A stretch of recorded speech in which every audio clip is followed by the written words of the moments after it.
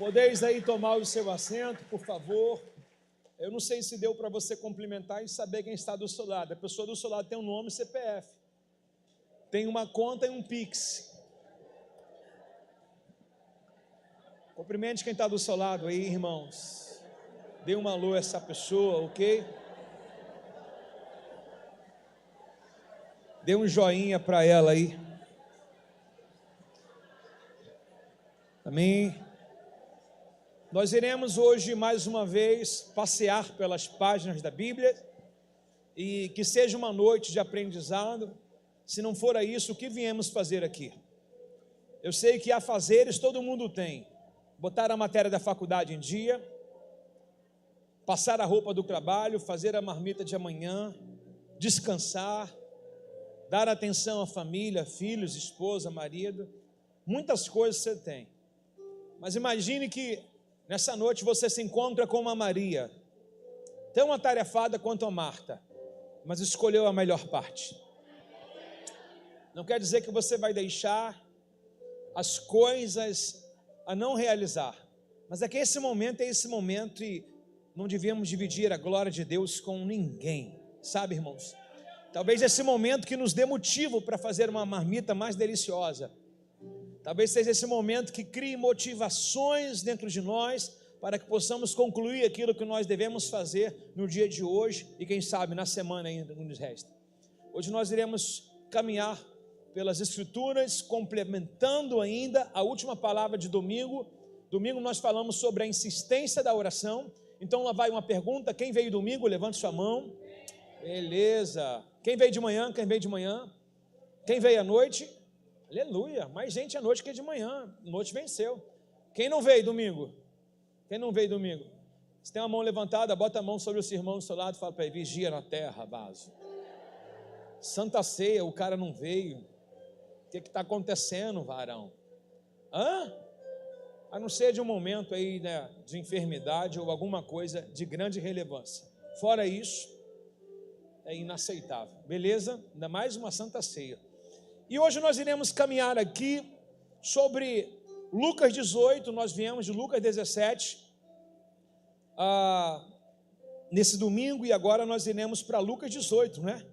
Iremos ficar aqui também um tempo, daqui a pouco Lucas 19, que está na página seguinte, e está literalmente na concordância, não estamos pulando nada, e a concordância é assim: você está no Evangelho, de repente você vai para outro, e as pessoas falam, mas eu estava em Lucas, depois a gente vai para João. Olha só que loucura. E agora eu queria que os irmãos pudessem apreciar aí o nosso tema de hoje também. O nosso tema de hoje, o Godoy, é a oração que agrada a Deus. Qual a oração que agrada a Deus? Quem sabe a oração que agrada a Deus? Quem sabe? Quem sabe a oração? Gente, qual a oração que agrada a Deus?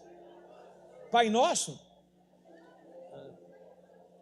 Como orar? Tudo bem, a oração do Pai Nosso, na verdade, é aquilo que eu falei, é a alfabetização. O que é a oração do Pai Nosso? É aquele professor em que você não sabe ler nem escrever, ele vai pontilhar a letra A para você, maiúscula, e você vai cobrir a letra, ok? Ótimo orar o Pai Nosso, mas a gente vai ver que duas pessoas, eles foram ao templo e não oraram o Pai Nosso. Cada um fez uma oração segundo aquilo que sentia, né? Então a oração do Pai Nosso é um modelo, não pode ser um ato religioso, ok?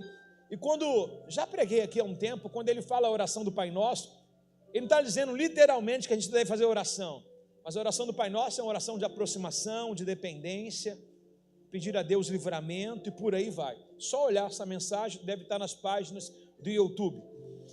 E agora um texto muito conhecido, talvez você fique até chateado por já conhecer esse texto, mas não fique, porque a palavra de Deus se renova.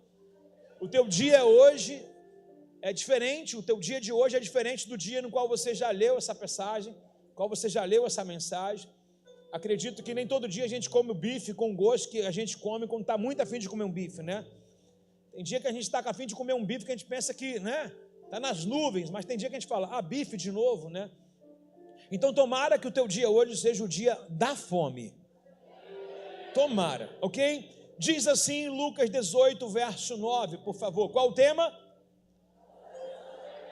A oração que agrada a Deus. Deus fala em nossos corações também. Em seguida, Jesus contou a seguinte parábola, ok? Mais uma vez, o que é uma parábola, principalmente a quem está vindo pela primeira vez?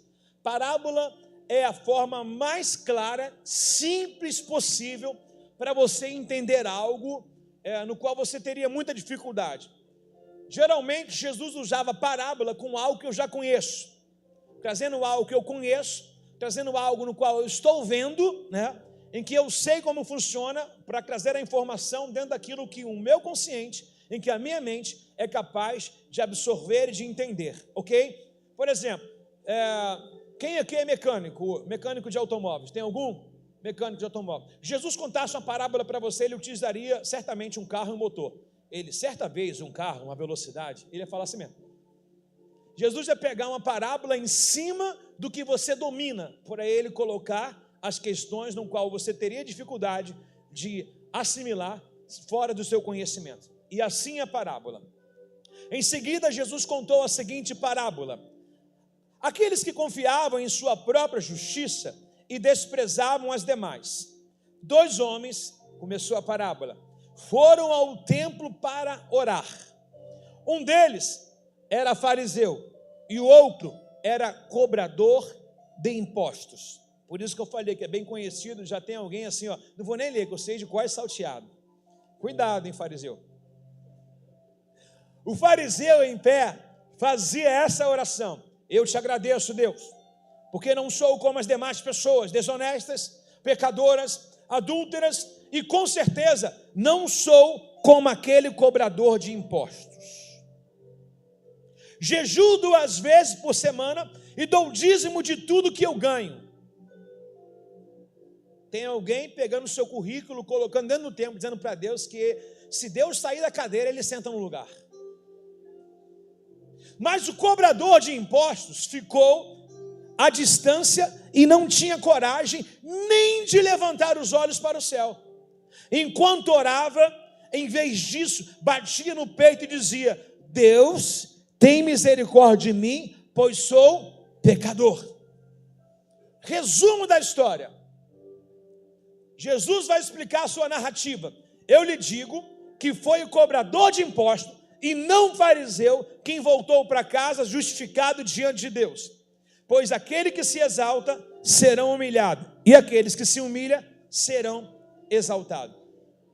É tão lógico e muito proveitoso saber a frase que a gente sempre coloca: olha, quem se exalta, Deus humilha, e quem se humilha, Deus exalta, quem se exalta, Deus abate, né? É tão lógico saber qual o assunto, qual o momento que essa frase foi colocada. Bom, dentro de um ambiente religioso, dentro de uma igreja, dentro de uma célula, dentro de um casamento, dentro de uma casa cujo serve ao Senhor. Bom, já que é uma parábola, então é uma história contada dentro de algo que alguém conhece.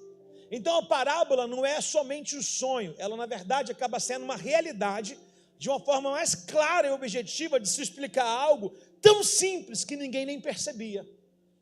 Agora tem 2 personagens que não tem nome aqui, tem funções. Quem são os fariseus? Fariseus é a nata religiosa, são aqueles que dominam a Torá, aquele que conhece a Escritura de trás para frente, aqueles que se vestem de cima a baixo, como sacerdote, aqueles que examinam a oferta do povo, aqueles cujo qual tem a palavra religiosa dos tempos bíblicos antigos.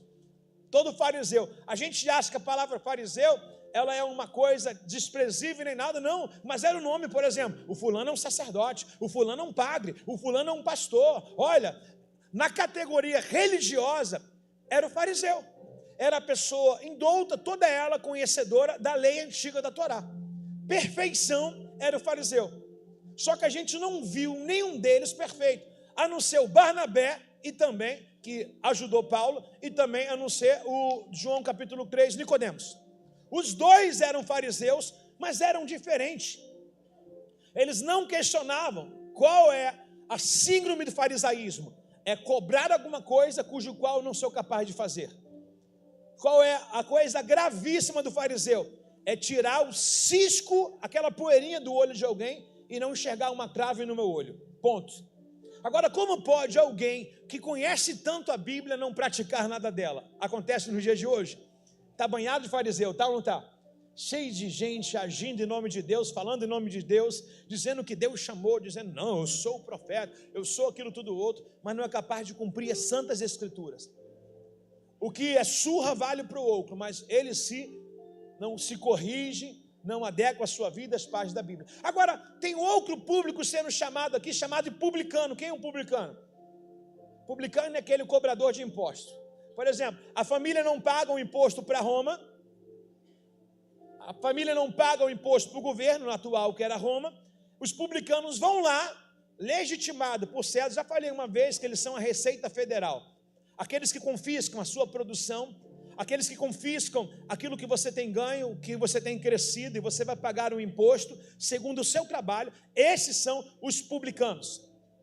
E se tem alguém odiado em Israel, é quem, irmãos? Se cobram impostos. Aqueles que tiram o seu bem. Nesses tempos bíblicos, não pagar imposto, você perdia até a sua família. Você perdia os seus bens, era entregue justamente para o governo, para Roma. Eu tenho duas pessoas, uma que com aparência é perfeita, mas não é, e uma que a aparência é horrorosa e ninguém quer. Mas é engraçado que os dois estão se enquadrando no mesmo lugar. Aonde? O lugar da oração. Se você for olhar o texto, por isso que eu pedi para chamar a atenção e não colocar soberba no coração, Cássio, achando que a gente conhece o texto, é como se você lesse e nunca conhecesse. Porque tem algumas coisas que a gente passa lendo e não presta atenção. E eu quero atribuir justamente algumas colocações, alguns adjetivos, algumas coisas cujo qual pode mudar a nossa visão do texto. Lembrando que o texto é um só, a exegese você sempre vai aplicar na formalidade exata do texto. Você não pode inventar, dizer, não, Deus me deu essa visão assim do texto. Não, essa visão é sua, chamada de heresia. A visão correta é uma. Qual a visão correta? Tem duas pessoas no texto em que uma se acha e outra se diminui, assim como terminou, ok? As duas estão buscando uma rendição, e uma tem uma forma de orar e de pensar, e outra é totalmente diferente. Uma, aos olhos da sociedade comum, é perfeito, e o outro é aquela que, lá na esquina, ele e eu do outro lado da calçada. É o publicano que ninguém quer ver. Ninguém quer ver. Vamos lá. Quem lembra no TED Shows aquela cena no qual Pedro, ele teve que deixar o perdão de Mateus, porque o Mateus, ele cobrou e quase pegou o barco de... É uma realidade aquilo. Não fugiu nada não. O Mateus quase tomou o barco de Pedro, porque Pedro não conseguia pagar os impostos, e ele quase tomou. Quem lembra dessa cena? Beleza. É o que a gente vai ver um pouquinho hoje também. Então, o texto diz para a gente que a parábola é daqueles que confiavam na sua própria justiça. E ele diz no verso 10 que 2 homens foram orar. Já expliquei. Um era fariseu e outro era cobrador de impostos. Só que o texto vai começar com a narrativa do fariseu. Então vamos ver qual é o jeito, a performance desse fariseu. Diz assim o verso 11 e 12, por favor. O fariseu em pé. O que é em pé? Dentro do templo e assim, em pé. Soberbo. Imagine alguém cheio de si, com peito estufado. O fariseu em pé. Quando você vai olhar como um se comporta o outro, você vai ver já no jeito como ele é cheio de si. Aquele que não dá o braço a torcer, aquele que não baixa a cabeça. Cheio de si, o fariseu Por que a Bíblia diz em pé? Por que o texto fala o fariseu dentro do templo? Por quê? Aquele que não se ajoelha, aquele que não se dobra, aquele que é cheio de si. Está entendendo aqui? Em pé. Fazia esta oração. Qual oração? Ele iniciou até bem. Eu te agradeço, Deus. Podia ficar por aí. Mas não, porque não sou como as demais pessoas. Já que a oração é para Deus, esqueça os outros. A oração era para quem? Ele foi buscar quem? Mas está reparando os outros. Não há um farisaísmo também em nossas vidas? Uma comparação aqui, uma comparação em casa, uma comparação no trabalho, uma comparação com a vida dos outros? A tua satisfação, a tua carta, o remetente é Deus, irmãos. Está comigo aqui, não? Aprendemos domingo que a viúva, ela orou para o juiz. E a parábola estava dizendo sobre Deus, orar a Deus. E esse fariseu, ele coloca pessoas, ele já começa assim: eu te agradeço, Deus, performance, só para ganhar o nosso coração. E o cara é grato a Deus. Mas olha como é que ele começa depois da vírgula: porque não sou como as demais pessoas desonestas. Certamente a gente sabe que o grupo citado aqui é dos publicanos. E se tem uma coisa que o publicano é, desonesto. Todo cobrador de impostos, ele tem um caixa 2 dele. Ele cobra o que é do governo, ele cobra o que é dele. É a questão do publicano. É a questão do publicano, é o por fora. O fariseu em pé fazia oração e dizendo: eu não sou como as demais pessoas desonestas. Vírgula. Olha quantos adjetivos e traumas ele coloca na vida de um publicano: pecadoras, adúlteras, e com certeza não sou como aquele cobrador de imposto ali. Além de falar, ele apontou. Porque dentro da parábola ele aponta? Porque certamente a parábola, Jesus deixou entender que os dois estavam no mesmo ambiente, mas de forma diferente. E eu imagino agora o que a gente vai ler, que o publicano, ele estava de joelhos dobrados. O publicano certamente ele estava orando da maneira certa, se redimindo. Quem se ajoelha perante a Deus, certamente vai ficar em pé diante de qualquer dificuldade. O que a gente sempre foi ensinado? A oração tem uma simplória dela: dobrar o joelho. Dobrar o joelho é o sinal de maior rendição, de maior devoção, é um sinal de fé. Mas ele não dobra, por quê? Porque ele é um semideus, ele não dobra. E agora o texto diz para a gente que ele apontou, e ele diz: aquele publicano ali, eu sou muito melhor do que ele. Mais uma vez, ele vai fazer uma comparação. Já que ele foi para orar a Deus, fale de si para com Deus. Faça um canal, não aponte ninguém. E agora ele coloca todo defeito possível em cima, um peso em cima desse publicano. E como não estivesse contente apenas com isso, agora ele vai e aponta o cara, dizendo: está vendo aquele ali? Eu não sou igual aquele cobrador de impostos. Sabe qual é o problema do cobrador de impostos? Que ele é autêntico. Ele é aquilo e aquilo mesmo. Mas o fariseu não. Ele veste uma roupa e não é nada do que se aparenta. Pelo menos é mais verdadeiro. Já viu? Tem uma profecia de Isaías que o Senhor diz assim: fui encontrado por um povo que não me pertencia. Ou seja, tem gente falando mais de Deus do que aqueles que dizem ser deles. Fui encontrado por um povo que não me conhecia e vi meu nome na boca deles. É como se um ímpio estivesse dizendo assim na sua vida: poxa Deus, onde tu estás? Poxa Senhor, a todo momento. E um cristão só murmurando. Aquele que diz ser de Deus, blasfemando, murmurando, maldizendo aos céus. E agora ele aponta esse cara dizendo que ele não é igual a ele. Pior. Pergunta o quê? Ele vai dizer sobre um princípio, mas vai quebrar. E ele vai dizer assim: eu jejuo 2 vezes. Por que tem a ver esse jejum? Em Levítico, Deus só pede o jejum uma vez e ao ano. Obrigatório, o dia da expiação. Qualquer outro jejum que eu fizesse excedente, poderia fazer o ano inteiro. Não era obrigação, era mais devoção. Mas no dia do sacrifício anual para Israel, toda a nação tinha que jejuar. E ele colocou assim: o senhor pediu 1 para todo mundo, mas eu dou 2. E na semana. Já viu você conversar com aquelas pessoas que falam assim: já orei bastante hoje.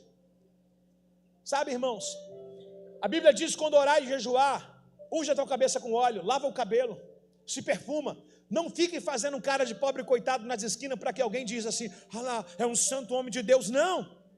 Também não é proibido você dizer para alguém que está em jejum.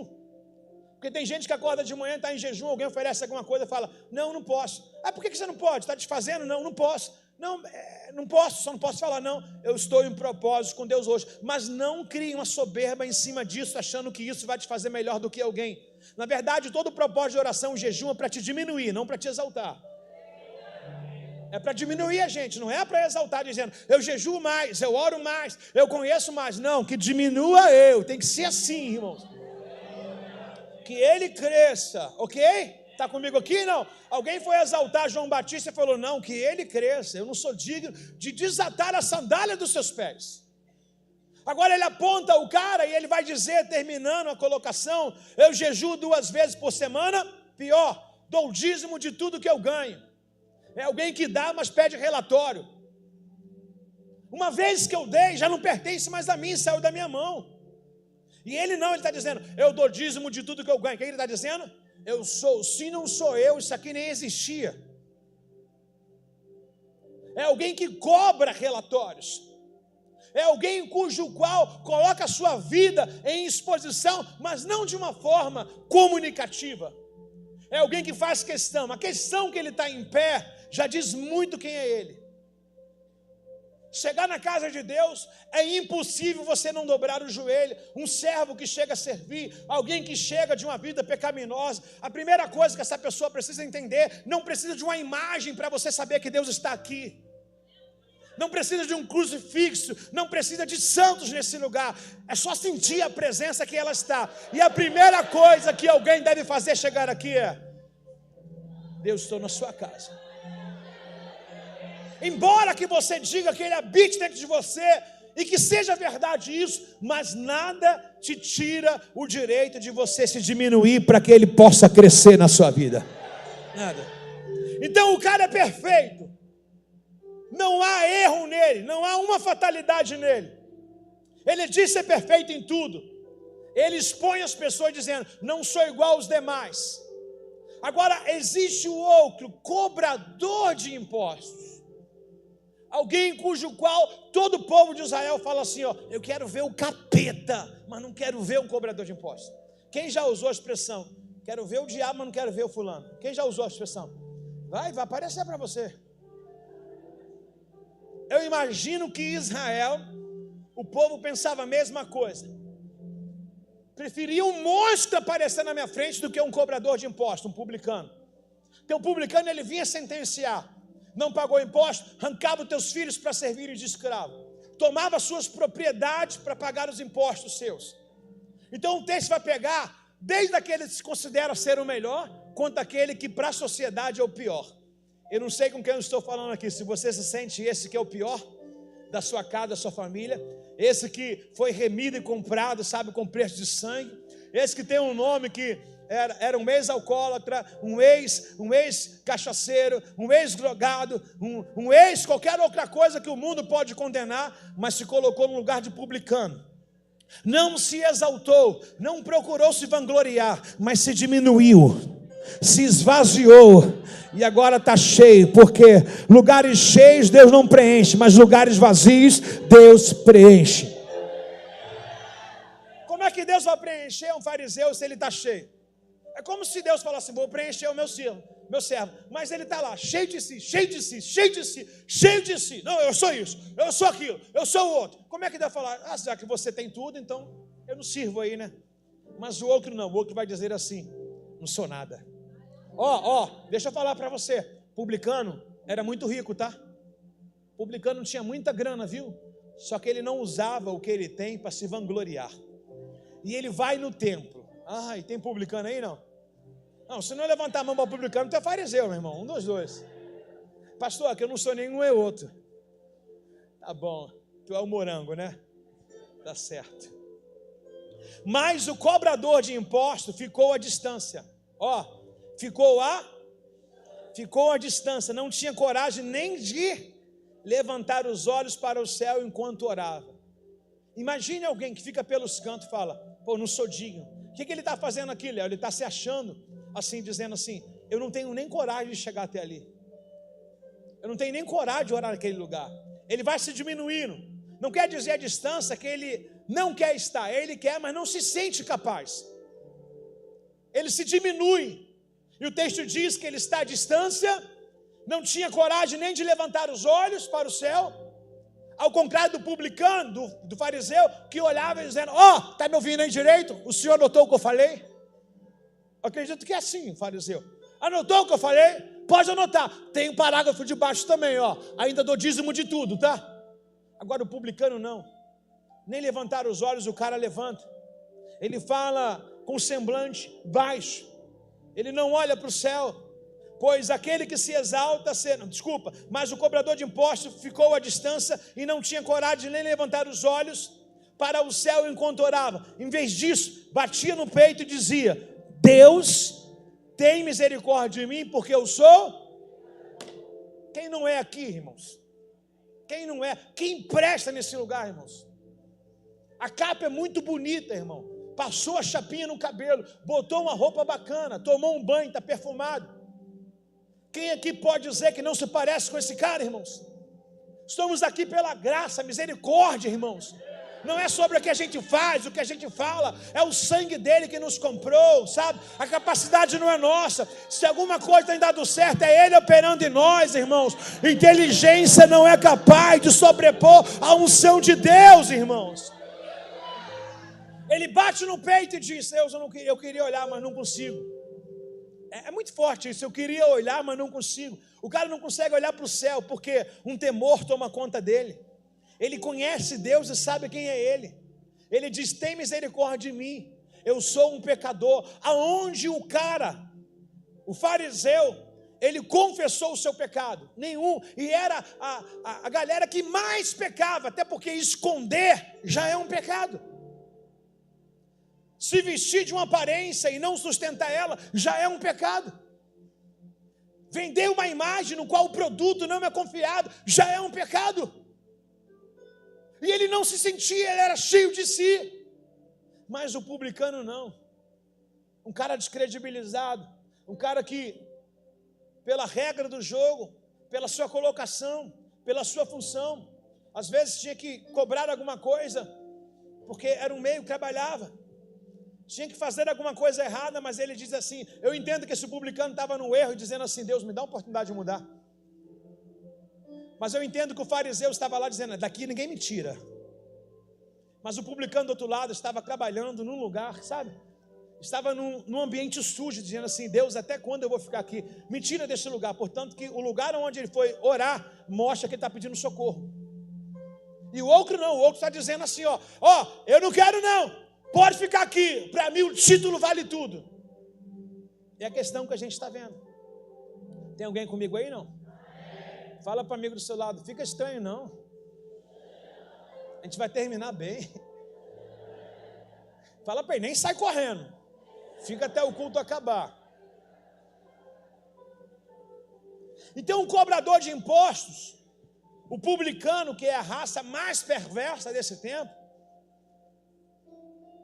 ele está colocando a sua vida diante de Deus, não apontou ninguém, foi lá para orar ele, Deus mesmo, ao contrário do outro, que conhecia a Bíblia, conhecia a lei, a atualidade era a Torá, e ele está se redimindo, e o final da frase dele constrange: pois sou pecador. Responda isso de novo, por favor. Pois.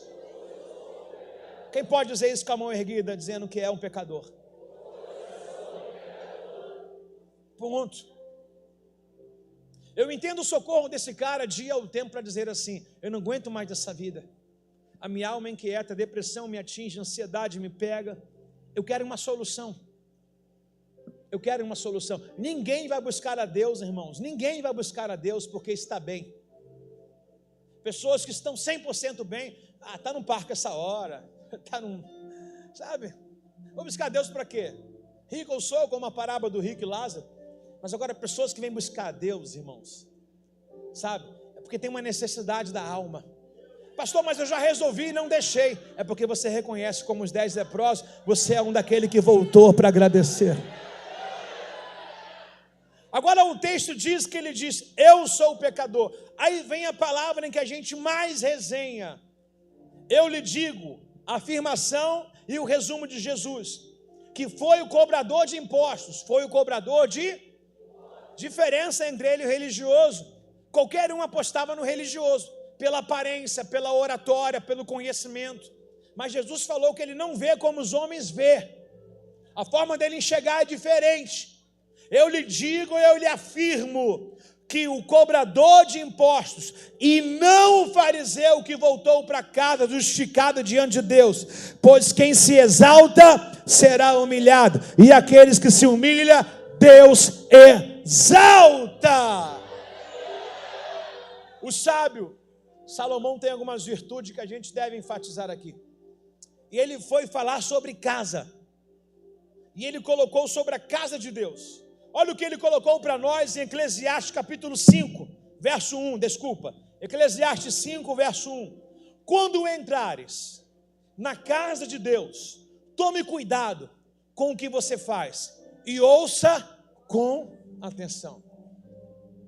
Tem pessoas que entram na igreja, vai lá no banheiro para tirar uma foto no espelho, parece que não tem em casa.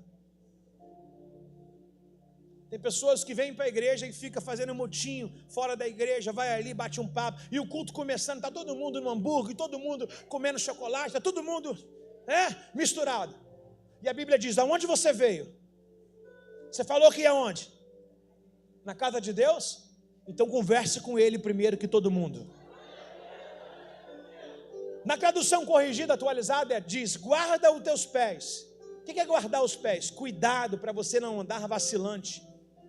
Esse lugar, ele é um destino de vida para muitas pessoas. Por que algumas pessoas morrem? Porque faz a obra de Deus relaxadamente. Aqui já foi uma boate, não é mais. Aqui é uma casa de oração. Não é mais uma discoteca. Não é mais alguma coisa no qual descaracteriza você como coisa secular e mundana. Aqui é um lugar onde nós precisamos ter todo o apoio possível para nós levarmos as pessoas a uma adoração verdadeira com Jesus. Então, desde mim do altar, a consagração, desde o intercessor, um levita, desde um tio da escolinha que está do outro lado, todos nós temos que ter o comprometimento e o compromisso com a obra e com a casa de Deus. Os dois foram para o culto, os dois foram para um templo. E o que eu faço nesse lugar? Aqui é lugar de atualizar a rede social? Aqui é lugar de olhar o jogo de futebol? Por que a vida não gira? Porque você não trata Deus como Deus de verdade, você trata Deus apenas como um colega. É tão sério entrar aqui, tão sério, que no Antigo Testamento, quando uma pessoa entrava de forma ilegítima no Santo dos Santos, ela morria. Os filhos do sacerdote Arão tentaram abrir a arca, tentaram pôr um fogo por conta própria, foram fulminados. Ah, pastor, estamos na graça. O problema é esse, que a gente não tem feito o que a graça de verdade nos proporciona. A gente tem sido uma desgraça num tempo de graça. Olha lá aquele imóvel de classe lá, achados e perdidos, centenas de Bíblias perdidas. Sai de casa com o celular, mas esquece a Bíblia. A nossa sociedade hoje tem mais preocupação com a rede social do que com as escrituras, irmãos. A resposta vai ser depois do culto. Quantas Bíblias irão ficar que a gente irá catar? Isso é o nível que você trata Deus e a sua palavra. Deus se revela através das escrituras. Aí existe 50, 60, 100 Bíblias na igreja jogadas. Aí depois fica, alguém viu minha Bíblia? De quem é a espada? Hã? De quem é a espada? Todo guerreiro toma conta da sua ferramenta. Quando entrarem na casa de Deus, guarde os teus pés. Mas não, aqui é lugar de colocar o chiclete embaixo da cadeira. Aqui é lugar de eu vir de boné. Perante um juiz a gente não tira onda como tira com Deus. Perante um juiz a gente vai perfumado, vai com calça por dentro e tudo. Não que Deus quer a sua roupa, mas você vai falar com um rei. Como é que um príncipe se veste? Ah, vou para a igreja. Largadão, parecendo que vai para um baile funk. Bermudão da Ciclone até o... Pastor, que isso? É uma doutrina? Não, irmão, são coisas poucas. Eu estou falando em parábola para você entender. Eu não estou falando da bermuda Ciclone, não estou falando da bermuda. Eu estou falando de coisas no qual você sabe que precisa melhorar. Afinal de contas, o mundo vive de imagem. Qual a sua imagem de um cristão? Não, eu sou um cristão. Como é que você anda? Qual o tamanho da sua saia? Como que é a sua roupa? O mundo vive de imagem, o mundo quer ver a transformação. O mundo não entende do interno quem entende é a gente. O mundo faz leitura do externo. Como é que nós somos? Como é que nós nos comportamos? Aí tá, você fala, foi para a igreja. Pior do que aqueles que esquecem Bíblia, aqueles que não trazem Bíblia. Aí vai evangelizar alguém depois do culto e fala, o meu pastor disse, eu não gravei onde estava. Aí a gente fala, irmãos, diz esses goela aqui. Guarde os teus pés ao entrar na casa de Deus. Tome cuidado com o que você faz. Muito obrigado. Você é muito incrível. Quando eu entrar na casa de Deus, incline mais para o quê? Do que para ouvir sacrifícios de tolo. Sabe qual é isso? Seja tardio no falar, como o Tiago fala, preste no ouvir. Ouça mais, ouça mais. Pastor está falando, você está dormindo. Pastor está pregando, você está conversando. Você está quebrando a linha da corrente da oração. Ou como que é grave isso aqui? Na verdade, quem é você das duas parábolas? Você seria o terceiro. Se Jesus se conhecesse, ele falava: existe o publicano, o fariseu e o fulano.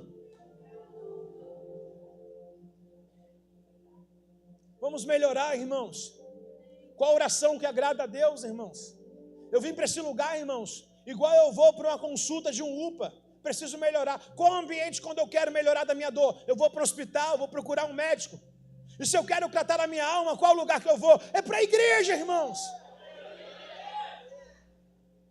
O problema é que no médico a gente dá toda atenção. Não, o doutor vai resolver a minha vida, vai tirar a minha dor. E aqui também, se a palavra for bem ouvida, bem entendida, toda dor sai.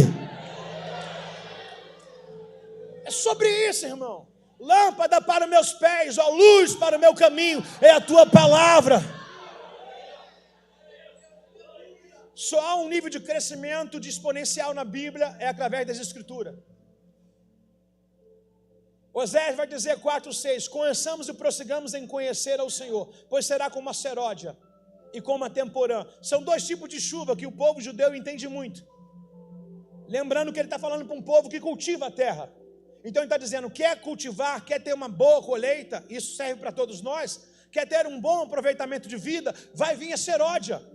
E vai vir a temporã. Pastor, o que é seródia e temporã? O fazendeiro, ele plantou a semente, ele precisa de uma chuva imediata. Temporã, é aquela chuva que cai, parece que o mundo vai acabar, mas ela molha toda a terra, resolveu o problema instantâneo. O que é seródia? Pô, eu não vivo só de uma chuva temporã. Eu tenho mais uma semana para cumprir, o mês não acabou. Eu quero viver bem um ano inteiro. Aí vem a seródia, aquela chuva que parece nunca vai acabar molhando a tua terra. Sabe, a bênção de Deus te guardando de janeiro a janeiro, de segunda a domingo, de janeiro a janeiro, em todos os dias da sua vida. Ah, tem alguém para receber isso aí? Dá um aplauso a Jesus se você pode.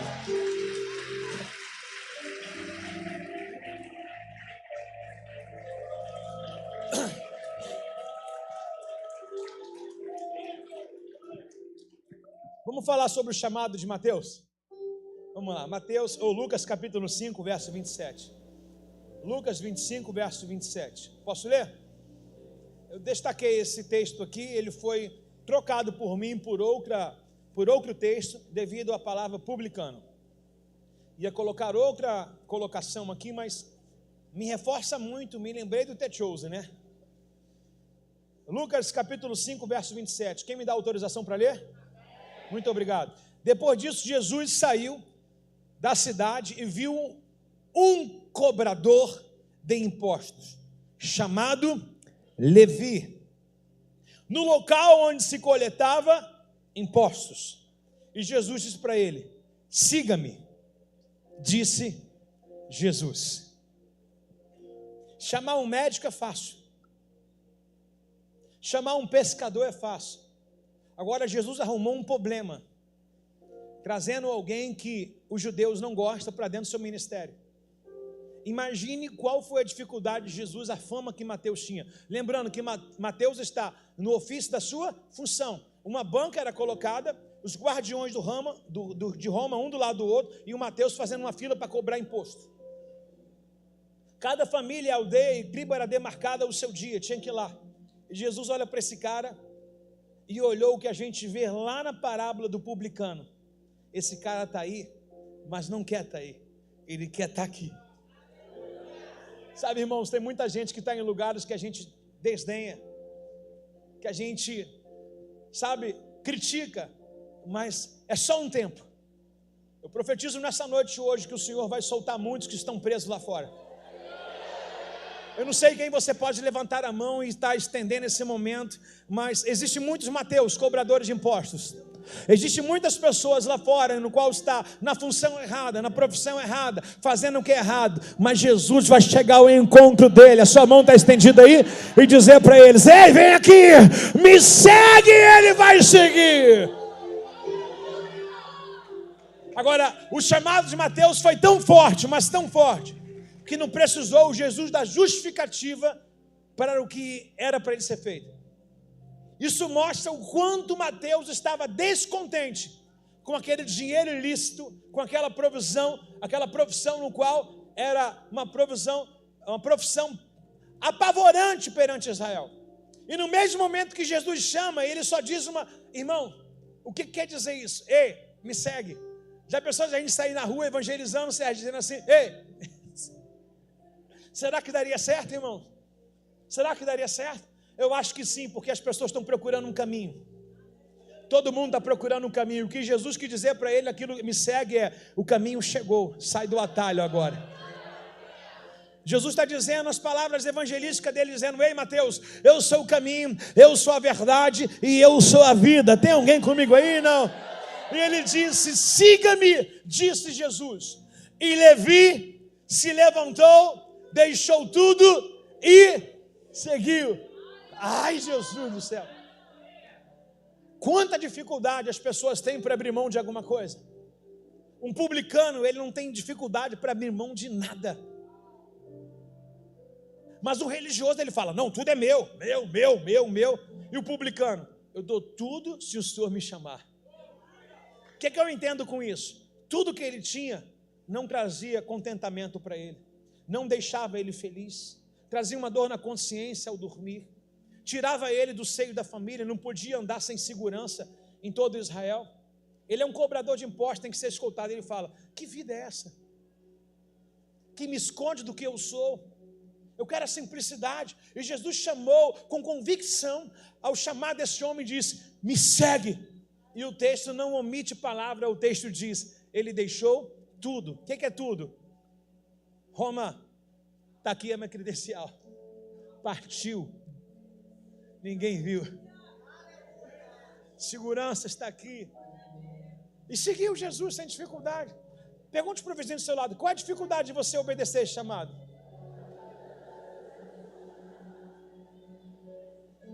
Irmãos, seguir Jesus tem que renunciar, está claro.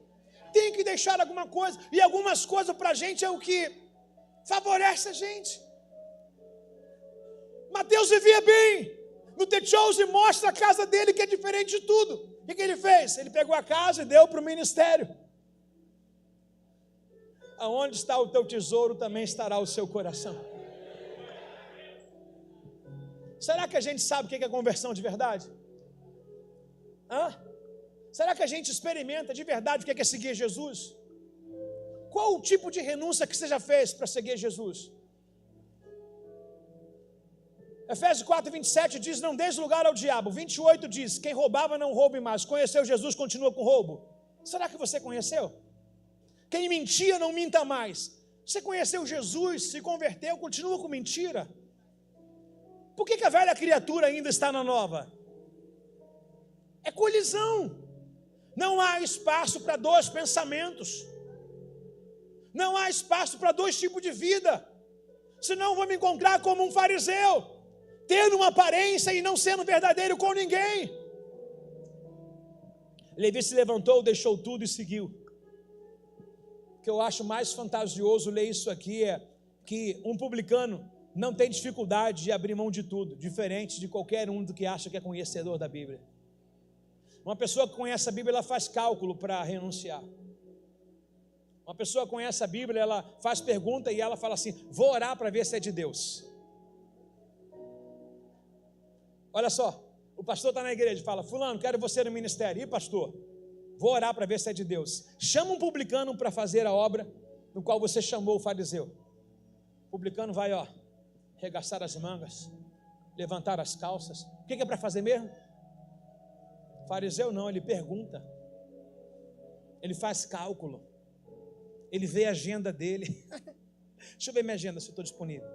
Aí o publicano está dizendo: onde que é? Que hora? Como? Começa onde? É o publicano.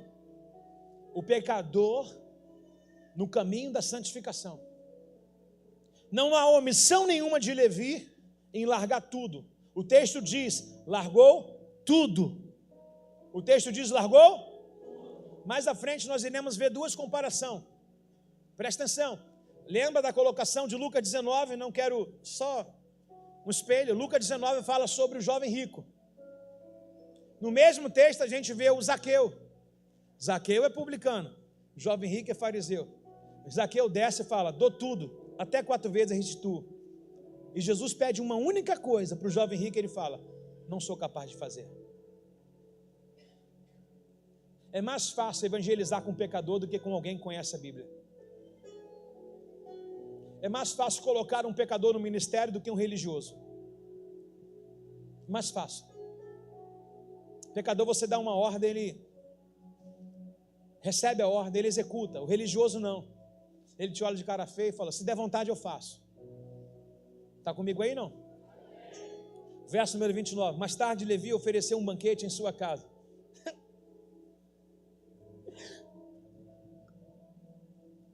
Eu não sei qual a cena que você vê nisso aqui. O cara fez um culto na casa dele. Mais tarde, Levi ofereceu um banquete em sua casa, em honra a... O que ele fez? Um culto.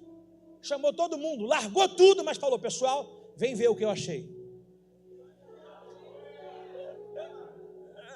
Chamou todo mundo para sua casa. O texto acima diz que ele largou tudo e seguiu. Então, peraí. Ele não está chamando todo mundo da sua profissão atual, da profissão antiga. Ele chamou todo mundo, fez um banquete. Galera, tem um churrasco aqui em casa. Quando chegaram, cadê a bebida? Ué, o que houve? Deixa eu contar para vocês alguma coisa. Só refrigerante, só suco e água. O que houve contigo? Encontrei Jesus. Agora eu estou com Jesus. Chamou os seus amigos da profissão antiga para conhecer aquele cujo qual lhe convocou, lhe instruiu e lhe chamou. Tem alguém aí, meu irmão? Pelo amor de Deus! Publicano ganha vida e fariseu olha para a sua própria vida. Publicano está sempre atrás de pecador e fariseu não. Ele fala, sou eu. A Bíblia diz que quem quer ganhar sua vida vai perder, mas quem perder vai achar, irmãos. Só encontramos sentidos para permanecer na presença quando nós decidimos cuidar de alguém. Pessoas que não cuidam de alguém, não cuidam nem de si próprio. Mas agora quando a gente cuida de alguém, a gente se sente vivo, importante. Quando alguém está cuidando de alguém, meu irmão, a gente, mesmo no dia mal, você dá sorriso, porque se fizeres frouxo no dia da tua angústia, a tua força é pequena. Está cuidando de alguém, você quer abandonar tudo, famoso, chuta o balde. Aí o fulano qual você cuida te liga e fala, e aí paizão? Você fala, meu Deus. Está cuidando de alguém, você saiu desesperado, vou tirar a minha vida. Vai e sobe em cima do viaduto, quem passa? A vida que você está cuidando. Aí você vai e desce da grade e fala, não, estava vendo qual altura que tem aqui. Quer encontrar sentido para a tua vida? Cuide de outra vida. Se doe para outra vida. Instrua outra vida. Convide amigos como Levi convidou para sua casa. Muitos cobradores de impostos e outros convidaram, comeram com ele. Olha só, comeram com ele. Mas os fariseus, mestres da lei, se queixaram os discípulos e disseram assim, por que vocês comem e bebem com cobradores de... Não ganham vida e ainda fica atrapalhando quem ganha. Só nessa frase de pegar, mas os fariseus, mestres da lei, queixavam aos... Se colocou o discípulo, certamente Jesus estava nessa casa. Porque foi o banquete para ele. E os fariseus não chamaram Jesus, seriam resposta na lata. Mas chamaram os discípulos tentando envenenar. Ué, que negócio é esse de vocês comerem aí banquete com pecadores? Não ganham vida, não faz nada e ainda querem criticar. Eram eles para fazer isso. Eles foram chamados, foram ornamentados, consagrados para ganharem vida, para cuidar dos pecadores. Tem alguém comigo aí? Agora mostra mais ainda Mas os fariseus requeixavam com os discípulos: por que vocês comem e bebem com os cobradores de impostos? Verso 31 vai confirmar a existência de Jesus nessa casa chamada casa da prostituta, casa do ex-jogador de game, sei lá, de aposta, casa do ex-maconheiro, casa do ex-pai de santo, casa do ex alguma coisa, que agora se converteu. As pessoas saudáveis, verso 31, respondeu Jesus: as pessoas saudáveis não precisam de médico, mas eu preciso. Só os doentes. Ei, você está doente, sim, carente, que ele me toque com azeite, doido para me ungir com óleo. Uau, que resposta. Quem é fã de Jesus aqui? Levanta a mão. Aleluia. Que resposta. Teria alguma outra coisa mais sugestiva a colocar agora dentro desse assunto? O que Jesus está dizendo para eles? Eles estão precisando de médico, de cura. E vocês estão se sentindo tudo saudável, mas não estão. Esse é o problema do farisaísmo. Achar que está de pé, mas está caído. Achar que está bem, mas está mal.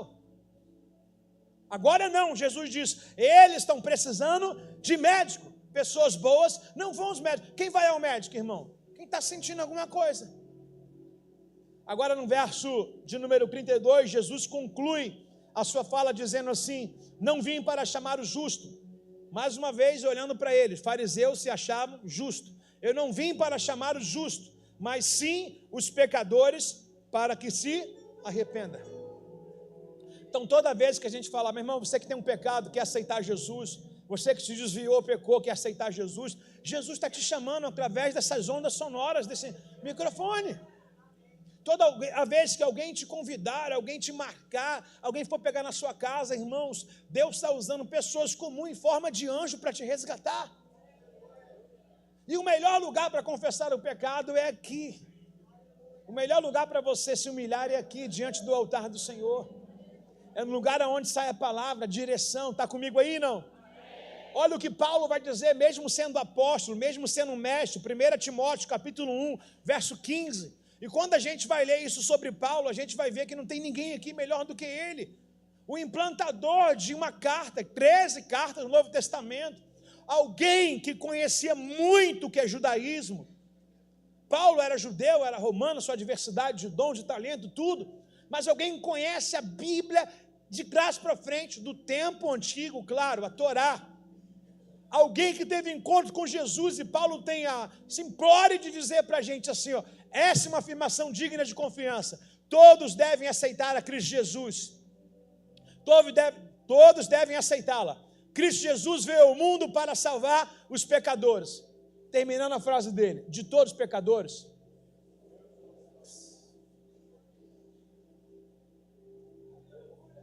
De todos os pecadores? Quem está dizendo é Paulo. Quem é Paulo? Paulo foi o cara que mais matou cristão. Quando não matou, deu ordem para matar. Você conhece a história, vê Atos dos Apóstolos, capítulo 9. Capítulo 7, ele autorizando o apedrejamento de Estevão. Estevão caiu aos pés de Paulo. No capítulo 9, ele foi perseguir mais um dos igrejados, mais um dos irmãos domésticos da fé, e teve um encontro com Jesus. Paulo falou, eu pensei que sabia tudo, mas de nada eu sei. Pensei que conhecia, mas na verdade não conheço. E a voz dizia para ele, Paulo, por que me persegue? Pergunta, Paulo estava perseguindo a quem? Os cristãos. E a voz falou em nosso nome, por que me persegue? Quem faz mal a um pequenino está fazendo mal ao Senhor. Quem descredibiliza um pequenino, um mensageiro, por menor que seja, está descredibilizando ao Senhor.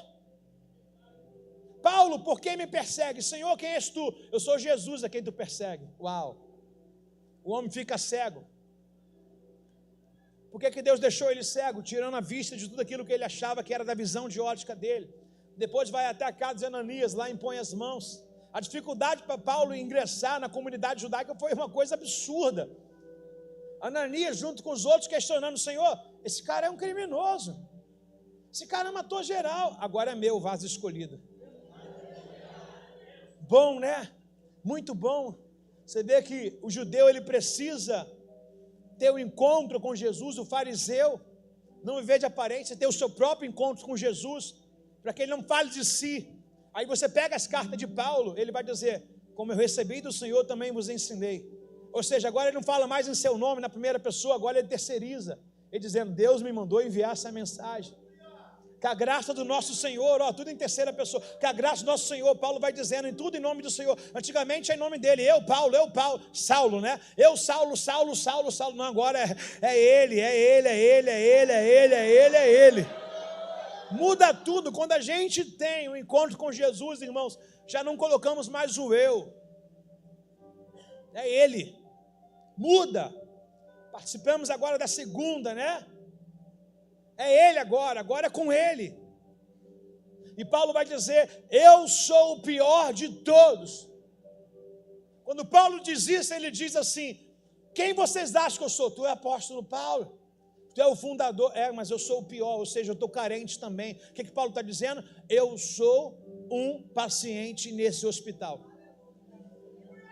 Paulo de soberba agora se torna a pessoa mais simples, mais humilde. Mais simples, mais humilde. E esse tem que ser o nosso reflexo como cristão. Paulo não deixou de ter a autoridade que ele tinha. Alguns cultos atrás, você viu aqui, eu trazendo aqui sobre o temperamento de Paulo, né? Na questão que eu trabalhei foi domínio próprio.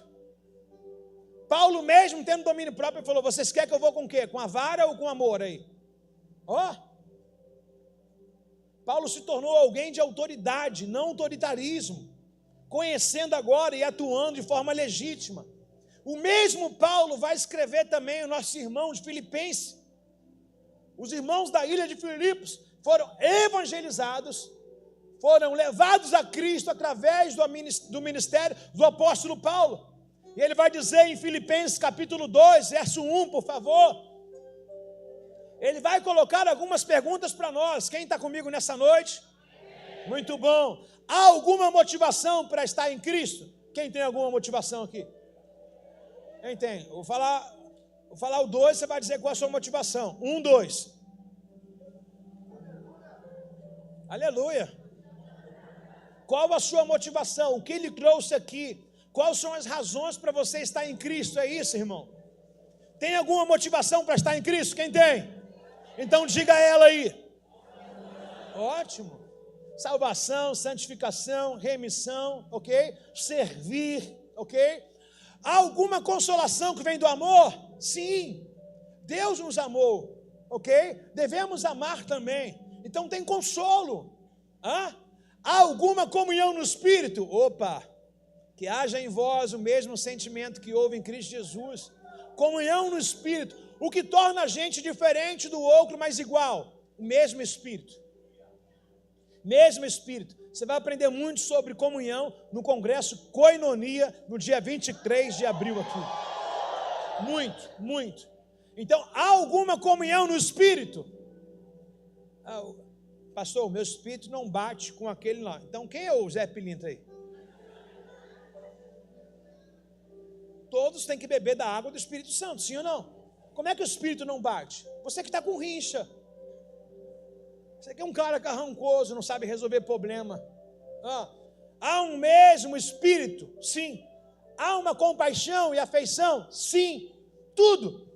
E eu digo sim para tudo. Vamos lá. Verso 2. Então, complete a minha alegria, concordando sinceramente uns com os, amando uns, trabalhando no mesmo modo de pensar e um só. A igreja, ela está totalmente fora disso aqui, não é só rebote não. A igreja brasileira, cada um tem sua ideia, cada um tem seu pensamento. Se pintar a igreja de branco, alguém vai dizer, não gosto do branco. Se pintar a igreja das crianças de azul, fala, não gosto de azul. Não tem como agradar todo mundo. Então, já que a gente está em plena comunhão no Espírito Santo, devemos aceitar as colocações e não questionar, entendendo que não tem só você aqui, entendendo que são milhões de pessoas ao redor do mundo. Então copia a minha alegria, Qual a alegria do Senhor? Ei, a alegria do Senhor é a minha força. Então concorde com as suas autoridades uns com os outros, ok? Amando-se mutuamente, trabalhando junto com a mesma forma de... Não, eu trabalho, mas não penso da mesma forma não. Então sai. Se há uma expressão do Espírito que governa a gente, tem que ser junto. Tem que ser junto. Um filho dentro de casa precisa concordar com o pai. Ah, mas o filho não concorda porque ele não tem idade de adulto, não vai concordar. Ah, um funcionário na empresa vai concordar com o patrão? Não vai, por quê? São pessoas diferentes, responsabilidade diferente. Um aluno vai concordar com o professor? Não vai, por quê? Porque o professor é mestre, o aluno é aluno. Pessoas que não mudaram de fase, querem copiar e querem colocar suas opiniões a quem já venceu as fases da vida. Não tem como, irmão. Então, se a gente bebe do mesmo Espírito, se nós servimos ao mesmo Deus, olha que palavra incrível, complete a minha alegria. De que forma Deus quer que eu esteja alegre? Lembrando, qual é o tema da mensagem de hoje? A oração que agrada a Deus. Qual o tipo de oração que agrada a Deus? Concordem sinceramente uns com os outros. Não concordo, mas eu faço. Falso, fariseu. Tem gente que tem opinião para dizer que tem, não constrói nada. E quer falar para confundir os mais fracos. Só quer dar opinião para confundir os que não têm nenhuma. Concorde, irmão, concorde sinceramente uns com os outros, amando mutuamente, trabalhando juntos, com a mesma forma de pensar e um só propósito. Irmãos, quando a gente esquecer quem nós somos e olharmos para o reino, todos nós iremos chegar no mesmo lugar. O reino de Deus acima de tudo, o reino de Deus acima de tudo, o reino de Deus acima de tudo. Qual o propósito que nos trouxe aqui? O reino de Deus. Por exemplo, vocês falaram aqui, na motivação que vocês estão aqui, salvação. Para ser salvo, tem que ter uma palavra dessa. Senão você vai vir para cá achando que pode tudo, e não vai ser salvo, você apenas vai ficar querendo. Mas a salvação precisa de uma doutrina rigorosa, onde faça a separação, o que é errado e o que é certo, entre o bem e o mal. E só assim, quem quer ser salvo?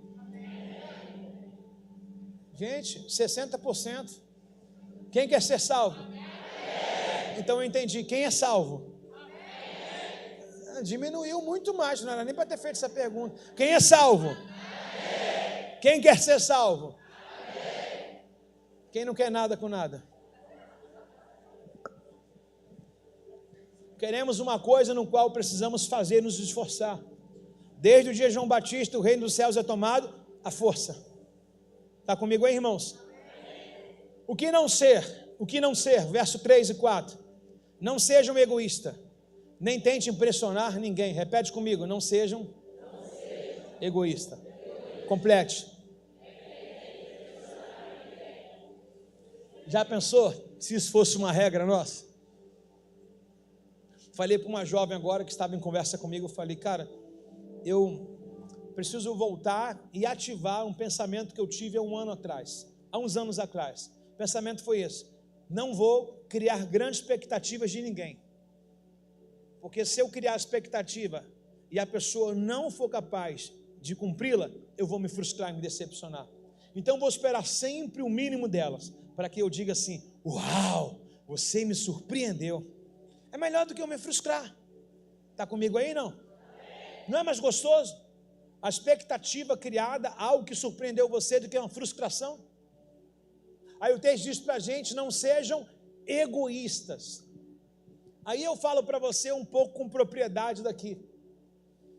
Se eu falo de um ministério infantil, os casados ficam, e os casados? E os casados? Se fala de casado, aí o pessoal das crianças fala, e crianças? E crianças? Se fala do teens, o pessoal do jovem fala, e os jovens? E os jovens? Todo mundo quer somente o sol para você. Todo mundo quer somente o seu mundo, o seu ministério. Nós precisamos colocar na cabeça o que eu já coloquei há muito tempo. Eu não tenho que olhar o ministério, principalmente os pastores. Nós precisamos olhar a igreja. Não tem como favorecer um lado parcial. Dentro de casa, se você tiver 2 filhos e der mais atenção a um do que ao outro, você vai criar um monstro. Então você tem que olhar para os filhos. Está comigo aí, não? Não tem como, você tem uma bela de uma empresa, mas a empresa funciona com o setor de compra, com o setor de troca, com o setor de atendimento, com o setor de qualidade. Se você der atenção a um setor só, porque você gosta desse setor, você vai acabar estragando o setor que você mais ama por ineficiência de prestar atenção em outros setores. Já pensou? Não temos um ministério infantil qualificado. Um pai que chegar aqui, não tiver uma boa aceitação com seu filho, ele não vai ficar, é adulto. Ah, mas eu faço um bom trabalho para casais. Mas ele quer saber do filho dele. Você está entendendo? Mas às vezes a gente se torna egoísta. Queremos o tempo todo para nós. Já cansei de ver pessoas, irmãos, não resolvidas em Cristo, que quando pega alguém, consome aquela amizade. É dom daquela pessoa, não dá espaço para ninguém, não deixa a pessoa ter amizade com ninguém, fica ali, não, porque você é meu amigo. Que é isso, irmãos? São pessoas egoístas. Falou com ela e não falou comigo. Vai para a escola infantil de novo, filho. Foi reprovado. Egoístas. Querem o mundo para você. Pelo amor de Deus, pessoal. Olha o que nós não devemos ser e o que nós devemos ser. Lembrando, nosso texto é um tipo de oração que agrada a Deus, e o estilo de vida também é um estilo de oração. Comportamentos também diz muito sobre a sua oração. Na verdade, nós somos o que nós oramos. Se eu não sou nada, eu não oro nada. E se eu sou uma pessoa respeitosa e dou respeito e tenho respeito, é porque o meu cantinho secreto com Deus está funcionando. Porque para mim melhorar como pessoa, primeiro é no meu canto. O que eu sou no secreto, eu vou ser perante as pessoas, ok? Não tem como mentir, a máscara cai. Volta lá, por favor, amado, por gentileza. Parei aonde? No verso 3. Não sejam egoístas, nem tente impressionar ninguém. Sejam o quê? Humilde. Qual o segredo da vida? Considere os outros mais importantes que você. Ah, você pode mandar, mando, pronto, acabou. Irmão, palavrinhas mágicas. Não vai arrancar teu cabelo, não vai trazer mais gordura para tua barriga. Qual a palavrinha mágica? Você pode fazer isso, por favor? Terminou a pessoa, ainda que ela seja um escravo seu, olhe para ele e diga, muito obrigado. Se eu tratar as pessoas somente pelo salário que paga, eu sou o pior de todos. Pior de todos. Seja você um patrão aqui, ainda mais como um cristão, ouvindo essa palavra, você deve dar bom dia aos seus funcionários amanhã. Você deve no mínimo ser coerente e disciplinar com eles. Bom dia, boa noite, não custa e nem arranca pedaço. Ainda que você não tenha poder de ajudá-lo na casa, mas pergunte para ele, que vai mudar o dia dele. Como estão os seus filhos? Como está o seu marido? Não tenho como resolver. Mande um abraço para eles. Mudou a vida do funcionário. O funcionário veio cheio de problema em casa. Chegou, ouviu essa palavra do patrão, mudou. Vai ser um dia produtivo. Por quê? Pessoas importantes, quando dá atenção a pessoas que estão mais abaixo, ele se coloca no mesmo lugar, não há diferença entre eles. Dá um bom dia, boa tarde, boa noite às pessoas. Quando alguém fizer alguma coisa, eu não sei, quem mora em condomínio aqui, levante suas mãos. Aquele condomínio lá da Taquaral? Tem um porteiro na esquina, assim? Tem um porteiro na esquina, né? Hã? Aqui, faxineiro. No meu condomínio tem sempre alguém fazendo faxina. Sempre eu olho para ele, com a mão na vassoura, alguma coisa. A paz, meu amado. Bom dia. Muda tudo. Muda tudo, o tratamento no mercado, na caixa. A caixa está lá estressada. Se faltar dinheiro, ela vai ter que pagar aquele fechamento. Você chega para ela e fala, deve estar difícil para você aqui o dia inteiro, né? Tantas horas de trabalho, mas vai valer a pena, vai dar certo no final, você vai chegar em casa, vai chegar bem, no final tudo vai dar certo. Se lhe faltar algum tipo de palavra no qual você queira talvez impressionar, só diz para ela assim, boa noite, como foi o seu dia? São perguntas que a gente tira, sabe, o salto alto, e a outra pessoa, ela parece que recebeu uma anestesia na cervical. Ela desarma. São colocações simples, que a gente vê isso caracterizado na vida do nosso Senhor Jesus Cristo, e dizemos que é discípulo dele, somos discípulo dele. Irmão, discípulo é parecido com o seu mestre. Não tem como. Tem alguém comigo? Não. Não sejam egoístas, nem tente pressionar ninguém, seja humilde, considere os outros mais importantes que você. Ei, para me considerar alguém mais importante que eu, essa pessoa é menos que eu. Considere, ele mandou levar em consideração, então quer dizer que a pessoa não é, mas eu faço ela ser. Eu posso melhorar o dia dela, eu posso melhorar o trabalho dela. Você está entendendo a colocação do texto? Eu posso dar um upgrade, já que eu vim para um lugar de fé, ouvir a palavra de Deus, essa palavra não vai ficar retida em mim, eu vou pôr ela em prática. As pessoas que eu evangelizo aí fora, eu nunca digo que eu sou o pastor da igreja. Aí quando eles chegam, eles veem que eu sou o pastor, ele fala, não acredito. Não usa, não se vangloria, não usa títulos, não usa recursos. Usa Jesus, é Ele que nós temos, é nele que nós somos. Que haja em vós o mesmo sentimento que houve em Cristo Jesus. Tem alguém aí? Não? Não procure apenas seus próprios interesses, mas preocupe-se também com interesses alheios. Faculdade de vida hoje. Repete para mim, não procure apenas seus próprios interesses, mas preocupe-se também com interesse alheio. Quem já saiu em um destino e estava...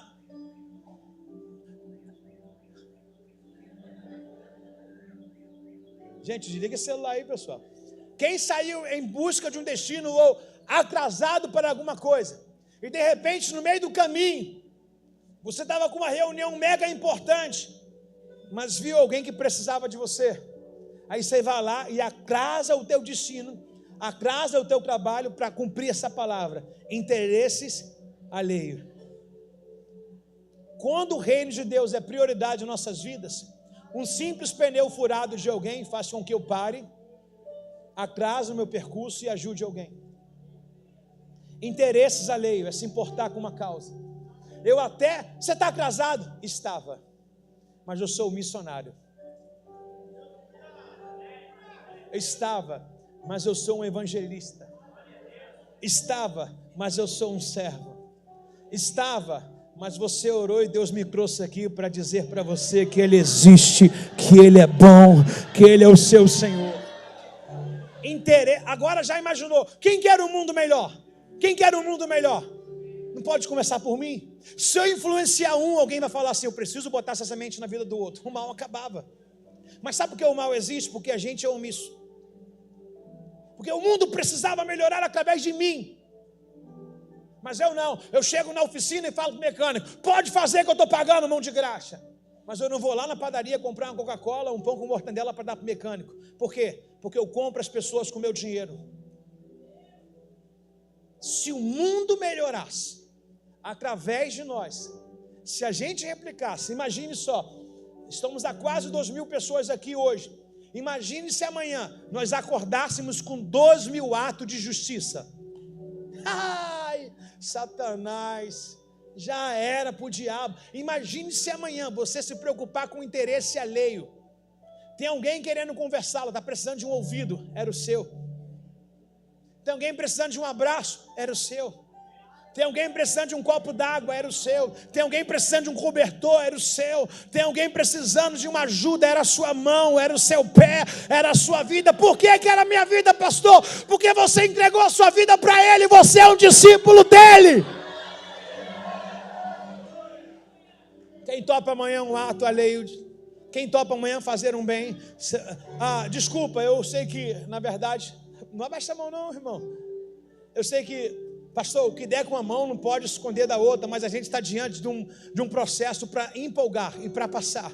Amanhã você vai botar hashtag o meu projeto alheio, me importar com o outro. O que você vai fazer? De repente você não tem nada para fazer, já vou dar uma dica. Amanhã você vai varrer a calçada do seu vizinho.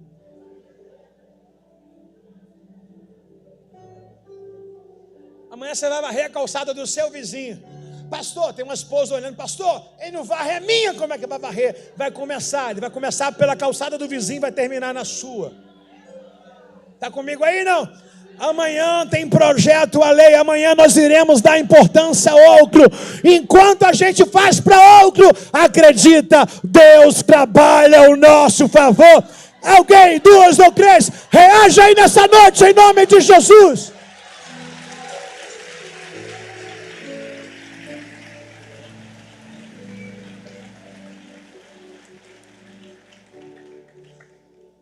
Além dos meus interesses. Cá para nós, irmão, quando a gente faz o bem para alguém, a gente se sente um pouco de anjo, né? A gente dá vontade de falar para todo mundo, a gente fica por dentro assim. Eu não sei você, irmãos.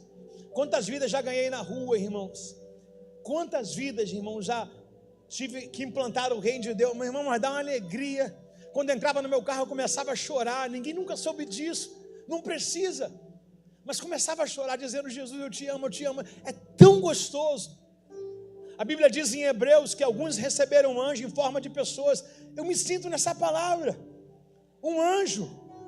Pastor, mas você não é um anjo, mas no futuro seremos.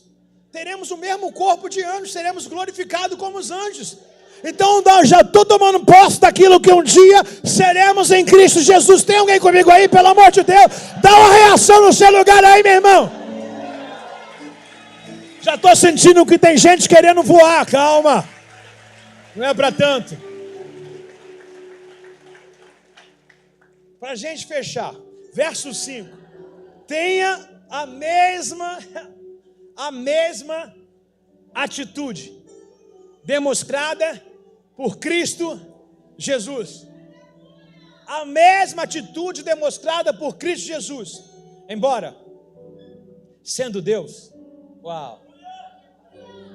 não considerou ser igual a Deus, como se fosse algo que devesse se apegar.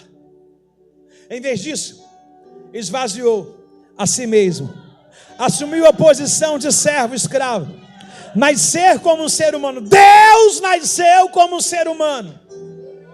Quando veio em forma humana, humilhou-se, foi obediente até a morte, e morte de cruz. Quem se humilha a Deus, quem se exalta a Deus, tem que ser mais alto. Quem se exalta a Deus, quem se exalta a Deus, e quem se humilha a Deus, Jesus se humilhou. Verso 9.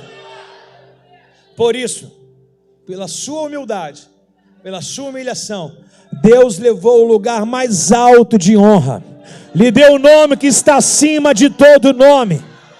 Ao nome de Jesus, ao nome de Jesus, ao nome de Jesus, todo joelho se dobre, no céu, na terra e debaixo da terra, e toda língua confesse que Jesus Cristo é o Senhor, para a glória de Deus Pai.